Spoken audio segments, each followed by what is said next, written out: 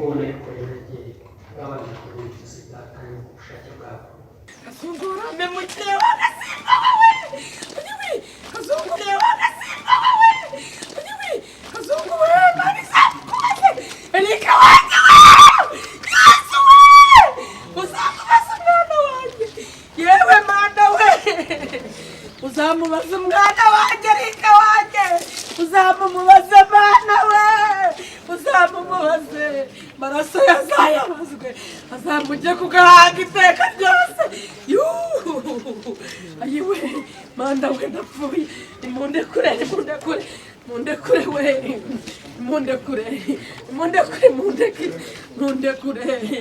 imundekure ndabinginze ayiwe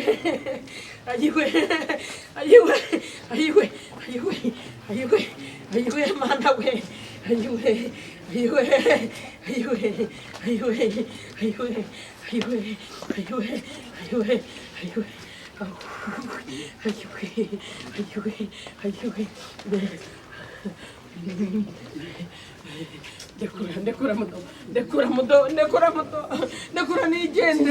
ndekura nigendere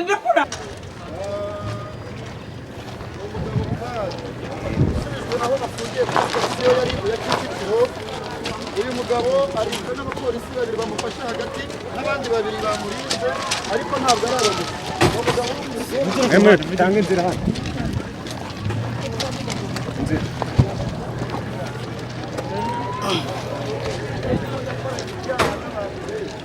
isinzi ry'abanyamakuru sinabwira yatanzemo urubuga rwa YouTube n'amakuru igihe nakibonye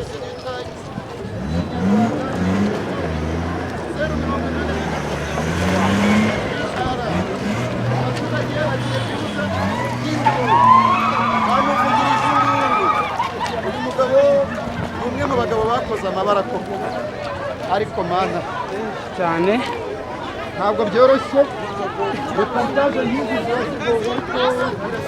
zikenewe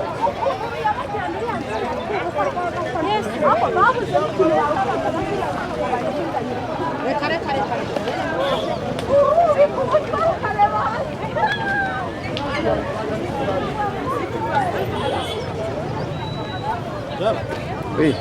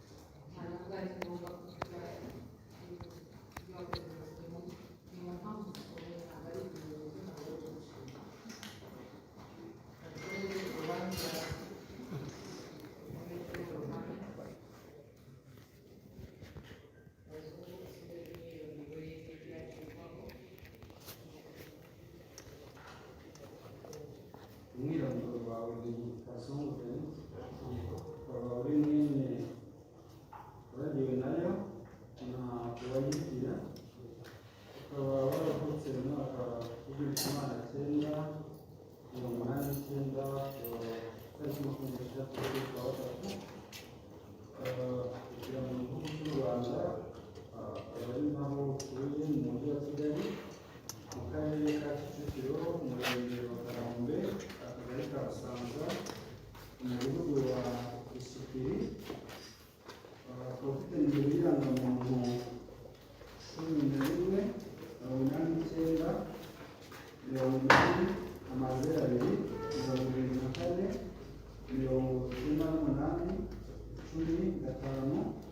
ukaba ukoresha telefoni igendanwa 07221136 irangamere yawe ikagaragaza ko uri ingaragu, ukaba ukekwaho ibyaha bikurikira ukekwaho icyaha cy'ubwicanyi buturutse ku bushake, icyaha giteganywa kandi kikaganisha ingingo y'ijana na kabiri y'Itegeko riteganya ibyaha muri rusange. Icyaha cya kabiri ni icyaha cy'iyicarubozo giteganywa n'ingingo y'ijana na cumi na kabiri iganisha ingingo ya 13. Icyaha cya kane ni icyaha cyo gukoresha undi mibonano mpuzabitsina ku gahato. Icyaha cya gatanu ni icyaha cyo guhisha umurambo w'umuntu, kuwucaho umwanya w'umubiri cyangwa kuwushinyagurira. Icyaha cya gatandatu ni icyaha cyo gukoresha ibikangisho. Icyaha cy'itwarwa n'ifungirwa ry'umuntu bitemewe n'amategeko. Icyaha cya karindwi ni icyaha cy'ubujura bukoresheje ikiboko cyangwa ibikangisho. Icyaha cya munani icyaha cyo gusenya cyangwa konona inyubako ku bushake utari nyirayo. Icyaha cya cyenda ni icyaha cyo gukoresha inyandiko mpimbano. Icyaha cya cumi ni icyaha cyo kugera mu buryo butemewe ku makuru abitse muri mudasobwa cyangwa mu rusobe rwa mudasobwa.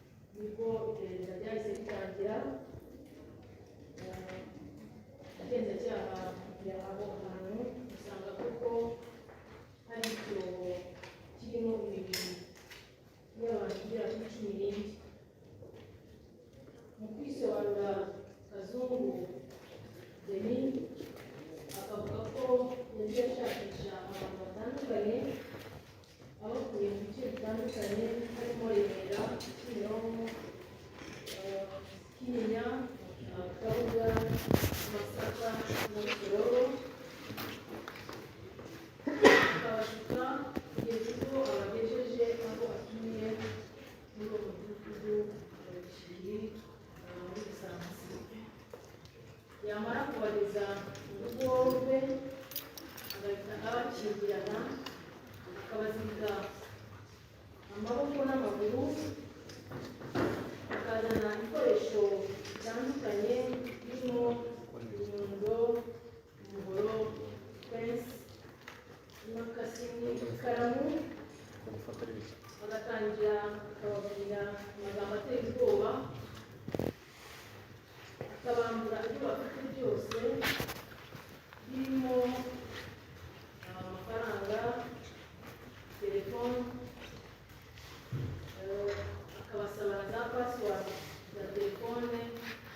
ndetse n'izo bakoresha babikuza amafaranga bafite haba kuri momo, kuri banki,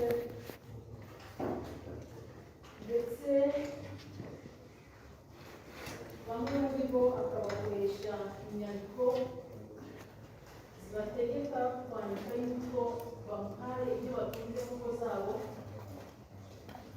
cyangwa bakamwandikira yuko bagurishije ibyo batunze birimo n'urubanza. Yarangiza kubona ibyo yifuza byose agahita yica akabajugunya kuri wa mugabo. Madame la Présidente, muri abo harimo ababashije kumucika, bamwe batanga n'amakuru y'ibyabaye cyangwa se ibyo yabavuzeho. Mu kwisobanura rero Kazungu akavuga ko nubwo basanze mu cyobo imibiri y'abantu 12, we avuga ko yishe abantu 14, babiri bo imibiri yabo ikaba itarabonetse mu rwego rwo gusobanuranya ibimenyetso.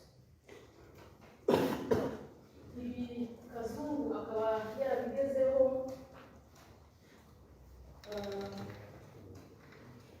biturutse mu buryo yanogeje uyu mugambi,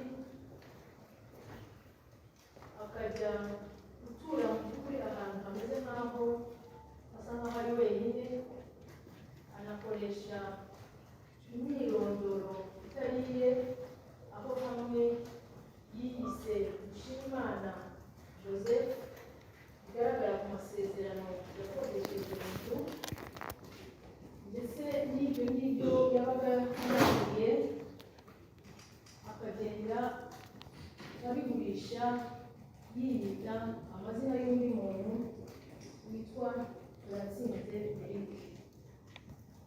Muri aba bantu batandukanye harimo n'ab'igitsina gore, yemera ko uwo yakoreye icyaha cyo gukoresha imibonano mpuzabitsina ku gahato kamwe, ndetse nawe n'uwo mukobwa akaba abimushingiye. Mugenzi wanjye yakomeza atanga impamvu zikomeye yakoze.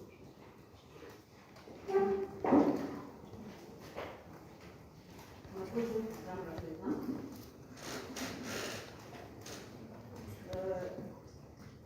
Tugihereye ku mpamvu zikomeye z'icyaha cy'ubwicanyi butewe ku bushake, hari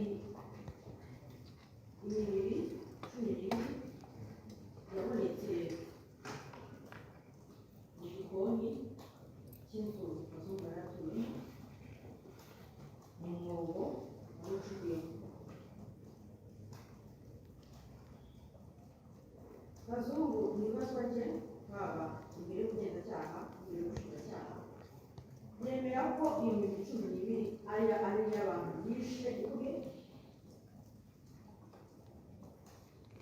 kandi ko mbere y'uko acukura uwo mwobo batangira no kujya bashyiramo hari abandi babiri yari yarabanje kwica. Abo babiri imibiri yabo iraboneka, bikaba bigikorwaho iperereza kuko bavuga ko yasibanije. Kazungu yemera ko ari wacukuye icyo cyobo agamije kujya bashyiramo uko ari igikorwa yari yarateguye, abona ko azica abantu benshi. Asobanura mu mvugo ye uburyo yagiye abica, akabica abatunguye, ko yabaga bagejeje mu rugo ababeshya ko ibyo bitandukanye, yabaza mu rugo akabica mu buryo batumye ibyo batabasha kwirwanaho. Mu bo Kazungu yemera ko yishe,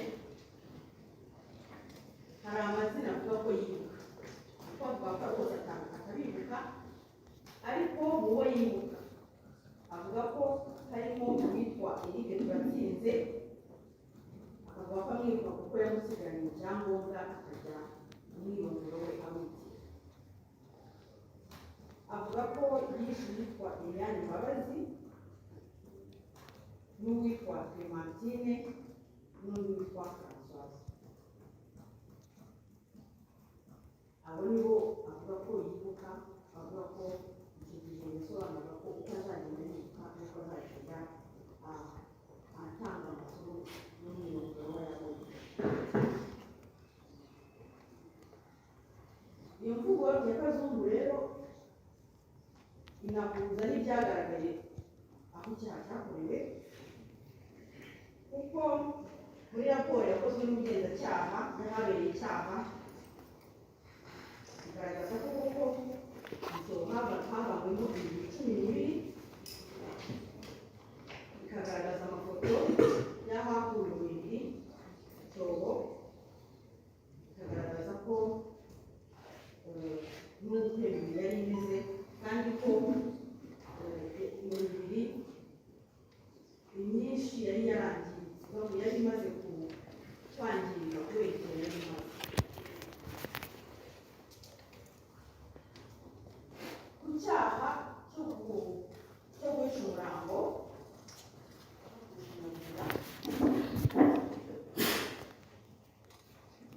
wahera kuri raporo iyo twari tuvuze n'ubundi yahabereye icyaha igaragaza ko iyo mibiri yari iri mu cyobo, abantu bamwe ku bandi ntibari bashyinguye mu by'ukuri mu cyuho kuko bakabaye bashyinguye.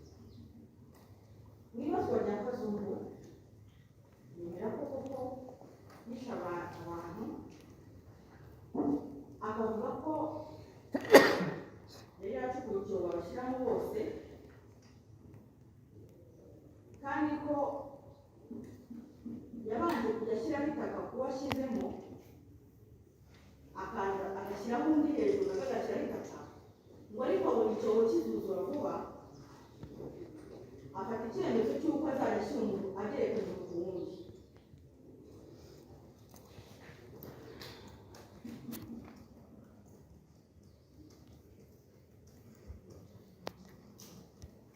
Ku cyaha cyo gukoresha imibonano mpuzabitsina ku gahato,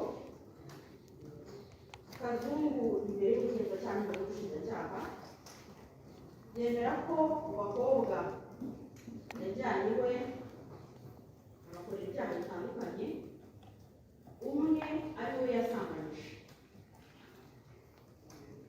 Ibyo biri mu gisubizo cye mu nyandiko mvugo yo ku itariki 9 z'ukwa 9 igisubizo cya 10. Uwakoze icyaha mu nyandiko mvugo ye iri kuri kode 82 nawe asobanura ko Kazungu wamugejeje iwe amaze kumukubita, kumubabaza mu buryo butandukanye no kumwambura ibyo yari afite yanamusambanyije.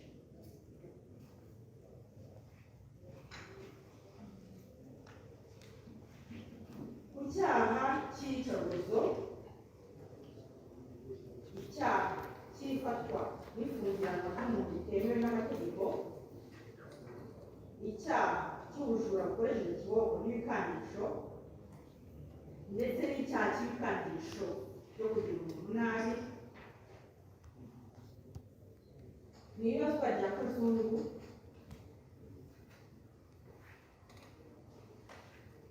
yemera ko iyo yagezaga abantu be yabakingiranaga akabakanga,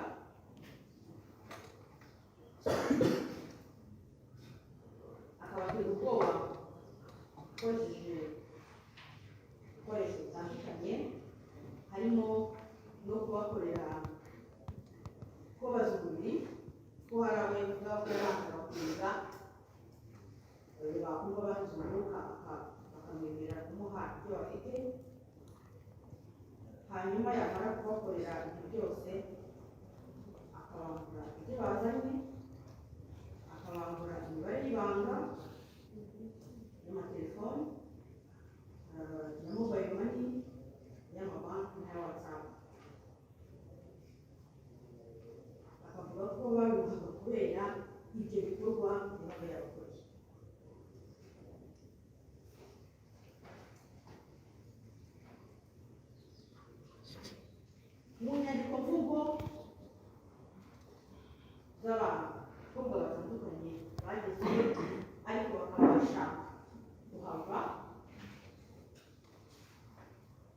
harimo inyandiko mvugo iri kuri kode ya 18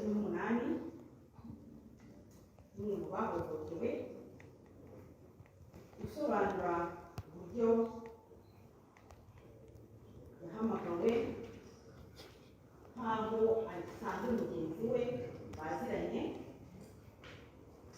akagezwa kwa Kazungu mu buryo bwo kumushukashuka yagezwe iwe Kazungu akamutera ubwoba akamukingirana amubwira yuko ntatemera ibyo amusaba akagenda avuga ko yamutwaye yamutegetse kumuha amafaranga yo kuri mobile money akamutwara telefone hanyuma akabasha kumwiyaka kwirukanka bazumvira mu yirukankaho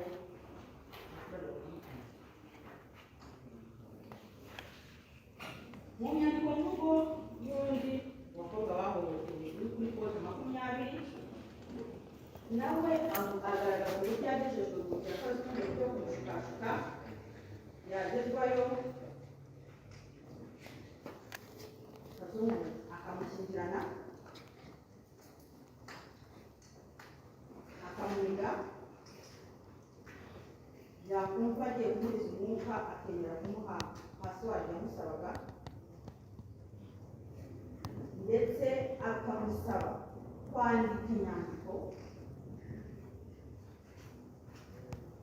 imwemerera Kazungu gutwara ibyo afite mu nzu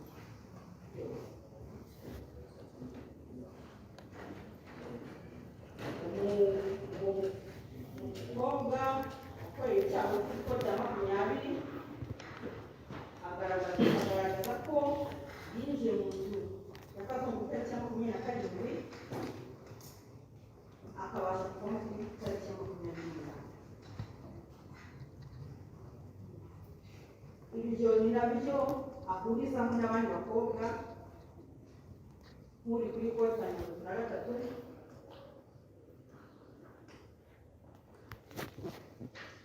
abo bose bavuga yuko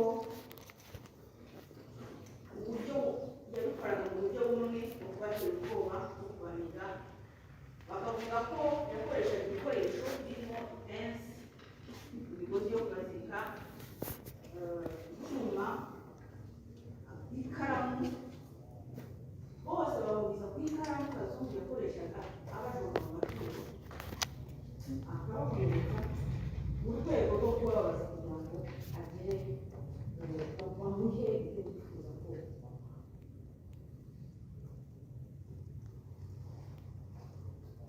ku cyaha cyo gusenya no konona inyubako ku bushake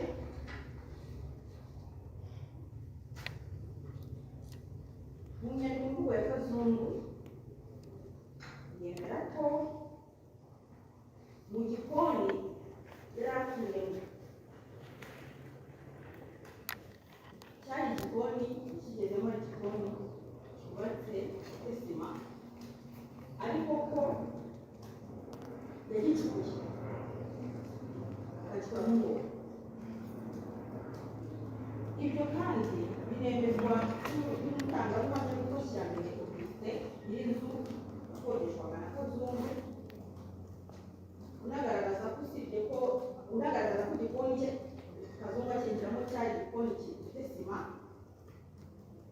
kandi usibye n'ibyo Kazungu hari inzugi ze kubamo icyaha cyo gukoresha umukunguano muri dosiye harimo amasezerano y'umukuru w'inzu Kazungu yari atuye yakoreye n'icyaha Kazungu yakodesheje ariko ku mazina y'uwitwa Dushimimana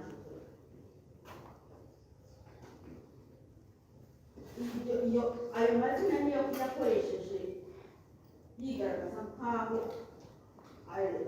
aza muri iyo nzu yakoresha umwirondoro utari uwe ndetse uwo mwirondoro washimimanize niyo washyize kuri aya masezerano y'ubukode ndetse n'ibazwa ryakozwe mu bushinjacyaha kuko yemeye yuko umukodesha inzu yakoresheje umwirondoro utari uwe.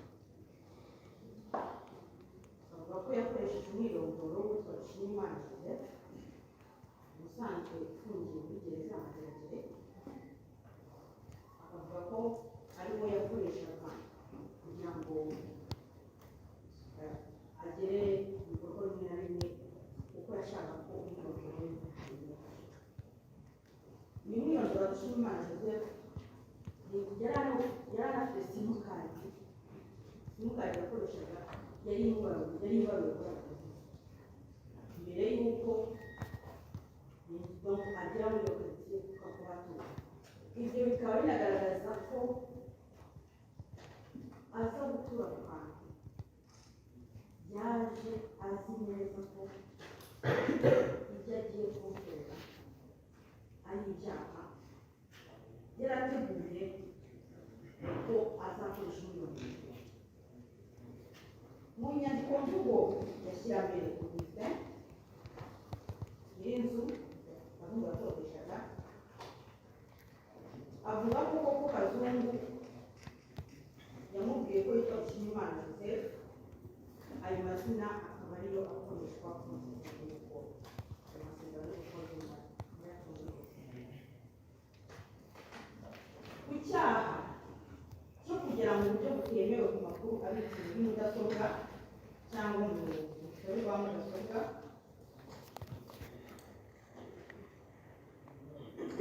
Kazungu mu mvugo ye y'ubugenzacyaha n'ubushinjacyaha avuga ko yamburaga abakobwa amatelefone kandi ko mu gihe cyo kureba ngo yaragiye kumuha pasiwadi zazo ndetse n'imibare banga akoresha kuri za momo, bikamufasha kwinjira muri telefoni yabo ashakishamo abandi bantu baba bagenda b'abakobwa cyangwa se abasha kugera ku makuru n'amafaranga konti yabo akaba agenti akabigira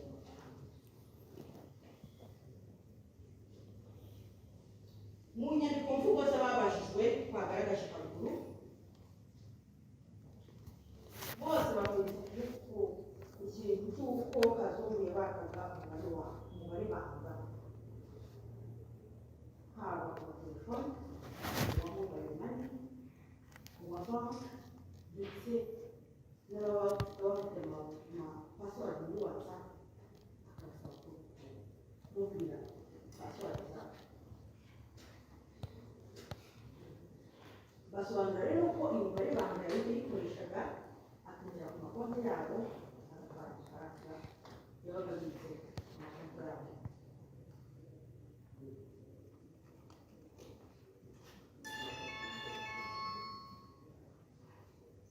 Ibyo Kazungu yabikoze ko yakoreye icyaha anabica no ko yakoreye icyaha gusoza ingamba perezidansi. Ubushinjacyaha bwasaba urukiko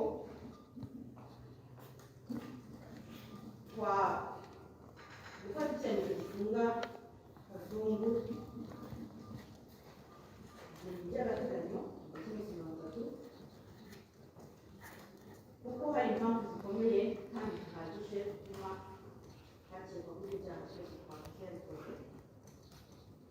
Ibyo byaha byose ni ibyaha biteganyirizwa igifungo cy'imyaka 2, tugasanga kandi ifungwa rye ari bwo buryo bwonyine bwo gutuma ibyaha bihagarara cyangwa kubyitondera. Turasanga kandi ifungwa rye ari bwo buryo bwo kurinda abakorewe icyaha n'abatangabuhamya, cyane ko Kazungu ababashije kumucika yakomeza kubabwira cyangwa amakuru azakoresha imiryango yawe. Turasaba ifunga ry'agateganyo kandi kuko usanga umwirondoro wa Kazungu ushidikanywaho,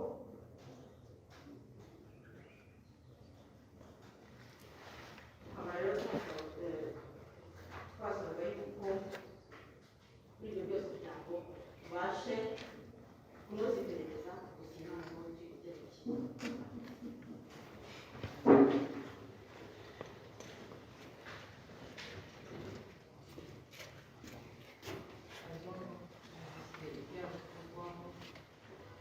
Impamvu